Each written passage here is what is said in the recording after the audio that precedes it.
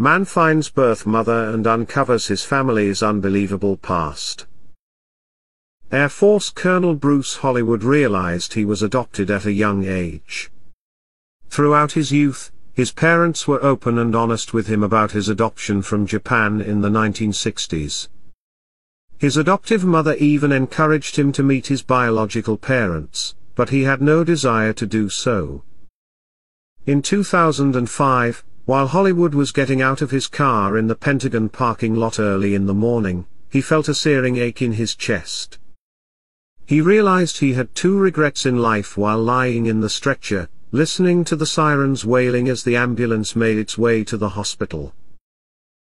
After World War II ended, there were a lot of American couples and families stationed in Japan. One couple in the early 1960s decided to adopt Bruce and give him a chance for a better life in the United States.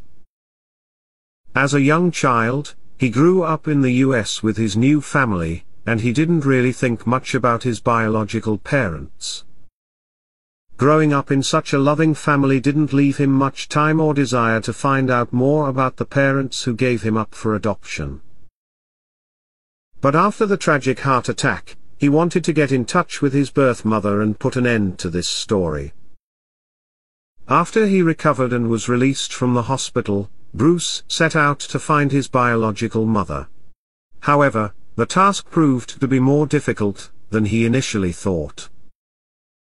Even with all the enthusiasm, Hollywood hit one disappointing end after another.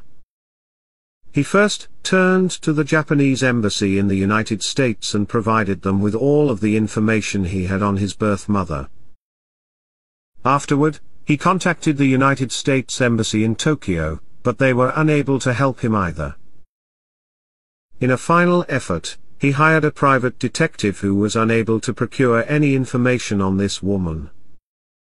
After a few months, Hollywood found himself at Dulles International Airport waiting for a flight to Germany to attend a military conference.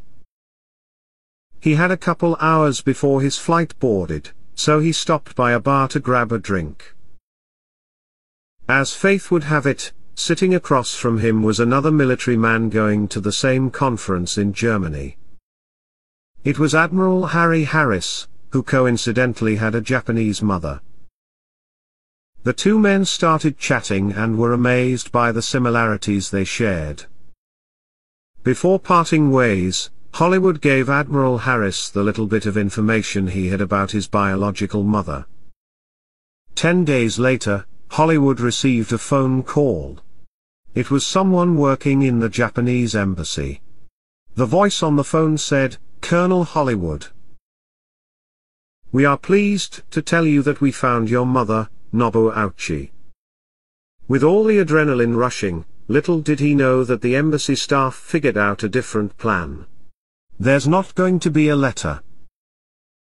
But when he found out about the phone call that his biological mother was about to give him, he felt extremely anxious. In a few minutes, his phone rang, and on the other side of the line was his birth mother crying. After a while, it became too much for Hollywood and he said, "Stop, stop, stop. You've got to tell me what's going on." The interpreter explained, "Well, tomorrow is your mother's 65th birthday, and the birthday present that she dreamed of her whole life is that you would come back to her." The interpreter said that his mother owned her own restaurant, and she named it Bruce. As the story unfolded, he learned that his adoptive mother visited Nobu right before they departed for the United States. She told Nobu that the baby would be named Bruce and that they would take good care of him. After hearing her son's name, Nobu decided to name her restaurant after him. During his first visit, Nobu felt like she needed to make up for lost time. When he went out for a run on his first evening visiting his mother, he came home to find her worrying about him. He snuck downstairs for his run at 5 a.m. and he found Nobu wearing a tracksuit, waiting for him. He loved her energy, and he told her they'd take a walk together.